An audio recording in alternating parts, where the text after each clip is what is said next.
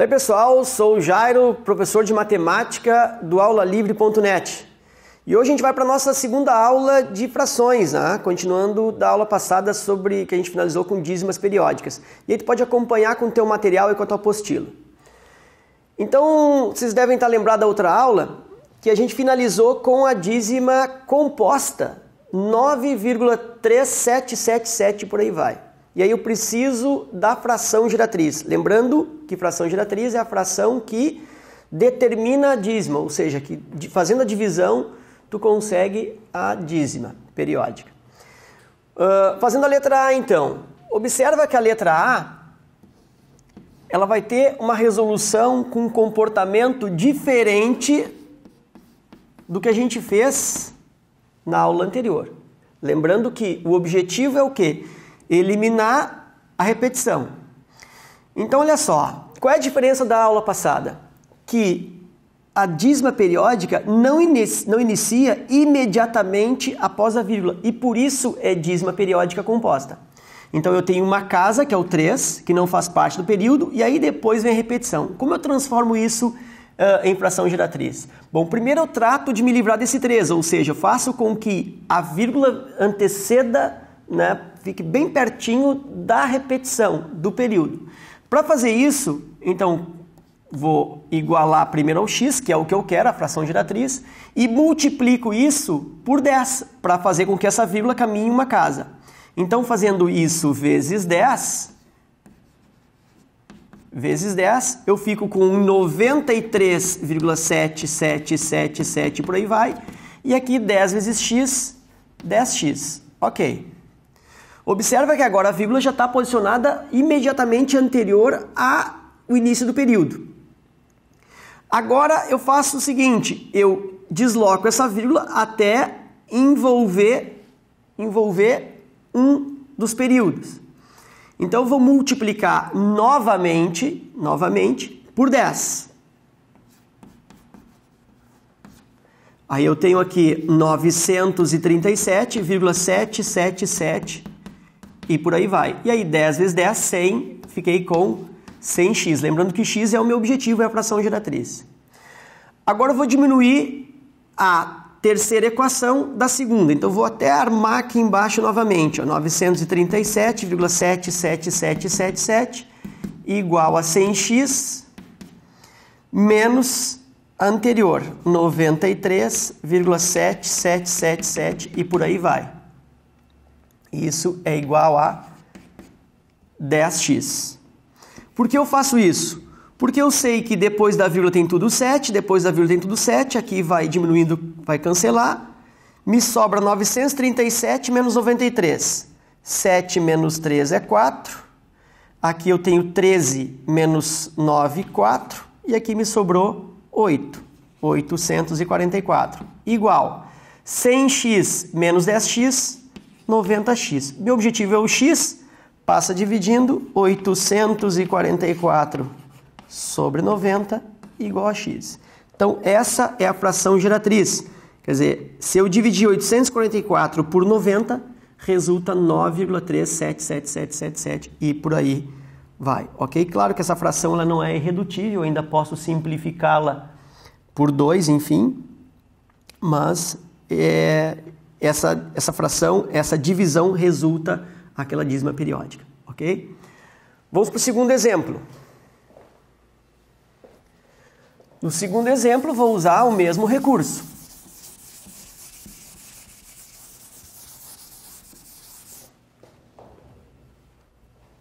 Começo igualando a dízima periódica a x.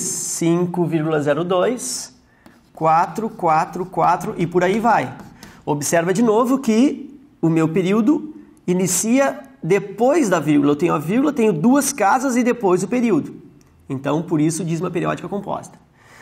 Multiplico isso por 100, porque eu preciso me livrar agora de duas casas. Eu quero que a vírgula fique imediatamente anterior ao período. Então, multiplico isso vezes 100 agora. Então, eu tenho que 502,444, que é o que eu queria, vírgula antecedendo o período. E aqui, x vezes 100, 100x. Bom, agora multiplico por 10, porque eu preciso englobar, preciso envolver uma repetição. Então, vou multiplicar isso por 10. Aí eu tenho 5.024,444. E aqui 100 vezes 10, 1.000. 1.000x. Faço aquela subtração, como foi feito anteriormente. Vou armar novamente. 5.024,444 igual a 1.000x. E aqui eu tenho 502,444 igual a 100x. Esse cancela com esse. 4 menos 2, 2. 2 menos 0, 2. 10 menos 5, 5. E aqui, 4. 1.000x menos 100x, 900x. Como que eu quero a fração geratriz, que é o próprio x, passa isso dividindo 4.522 sobre 900 é o x, ou seja, é a fração geratriz, ok? Bom, para que isso fique definitivo, um último exemplinho.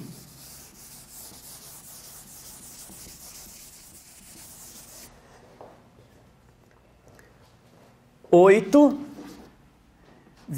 3, 6, 6, 6 e por aí vai. De novo, chamo isso de x. O meu período inicia não imediatamente a vírgula, então eu tenho que me livrar dessa casa 3 aqui, multiplicando por 10, já que é uma casa só. Fico com 83,16. E aqui eu fico com x vezes 10, 10x. Agora que eu tenho já a vírgula imediatamente anterior ao período, eu desloco a vírgula de forma a pegar e envolver uma repetição, que é o 16. Então essa vírgula precisa andar duas casas, ou seja, preciso multiplicar de novo agora por 100. Multiplicando por 100, eu tenho 8.316,16 e por aí vai. Né? A vírgula desloca duas casas pela multiplicação pelo 100. E aqui 10 vezes 100, 1.000, eu tenho aqui 1.000x. Vou fazer a subtração. Então, para facilitar, eu copio 8.316,16 igual a 1.000x. E aqui embaixo, 83,16 igual a 10x. Faço a subtração. Período, período. Diminuo. 6 menos 3, 3. 11 menos 8, 3. Aqui cedeu 2. E aqui 8. Igual 1.000x menos 10x, 990x. O que me interessa é o x, que é a dízima periódica. X igual a 8.233, divide por 990. Se eu dividir 8.233 por 990, o que eu obtenho? A dízima periódica composta, 8,316. Ok? Seguindo. Ainda com frações, resolução de problemas de frações.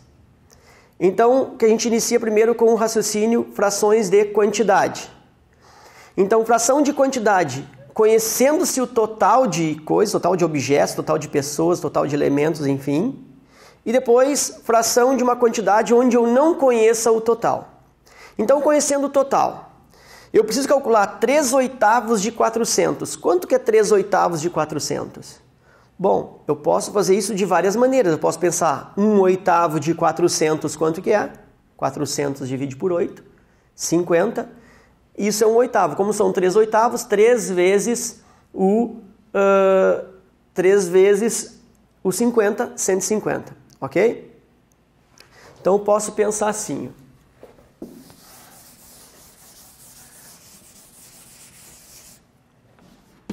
3/8 de 400. Eu posso pensar 400 divide por 8, que dá 50, e 50 vezes 3, 150. Então, divide embaixo e multiplica em cima.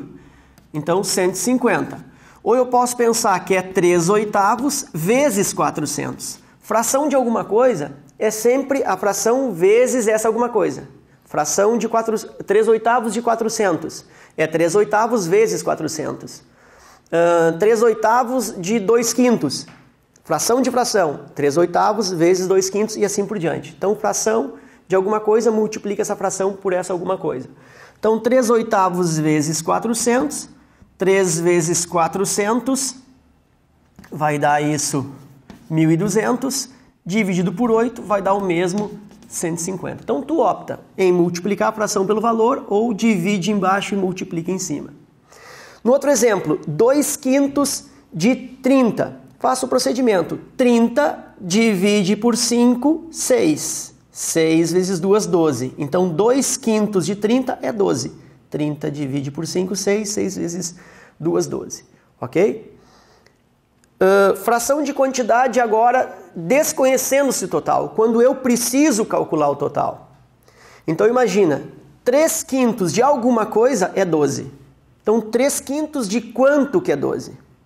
Então, eu posso usar o raciocínio semelhante ao anterior. Então, 3/5 do total de alguma coisa é 12. Então, 3/5 de quanto que é 12? Esse total eu posso chamá-lo de x, então eu tenho 3/5 vezes x igual a 12, como se fosse uma equaçãozinha do primeiro grau. Então, eu tenho 3 vezes x, 3x, sobre 5, igual a 12. 3x igual a 60, e esse 3 passa dividindo, x igual a 20. Ou seja, 3/5 de 20 é 12. Ok? O outro exemplo, 7/10 de 42. 7/10 de quanto que resulta 42? Então, 7/10 de um total, né, de um valor, de um grupo de pessoas, enfim. 7/10 de uma certa quantidade é igual a 42. Então, eu posso pensar que isso aqui é o x, 7x sobre 10, igual a 42. 7x igual 10 vezes 42, 420. 420 divide pelo 7, x é igual a 60. Usando essa técnica de chamar o total de x e fazer a multiplicação. Já que fração de alguma coisa, sempre pega essa fração e multiplica por essa alguma coisa. Eu também podia ter feito um outro raciocínio. Quando eu não sei o total, aliás, quando eu sei o total, eu divido embaixo e multiplico em cima. Quando eu não conheço o total e preciso descobrir o total, eu vou fazer em cima, primeiro dividir, e depois vou multiplicar por baixo. Então, tipo, 42 divide pelo 7, 6, vezes 10, 60, ok? Então, quando eu conheço o total, divide embaixo e multiplica em cima. Quando eu não conheço o total, divide em cima e multiplica embaixo. Também dá para fazer assim, ok? Aplicando isso num probleminha, ok?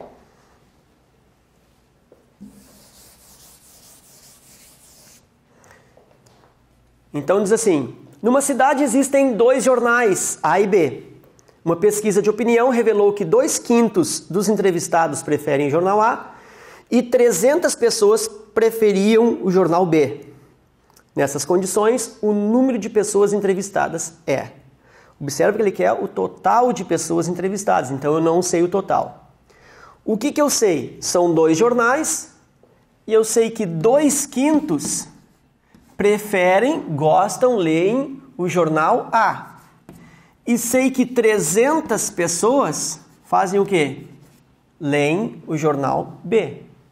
Nota que 2/5 se refere a uma coisa e 300 a outra coisa. Eu não posso misturar 2/5 com 300. São grandezas diferentes.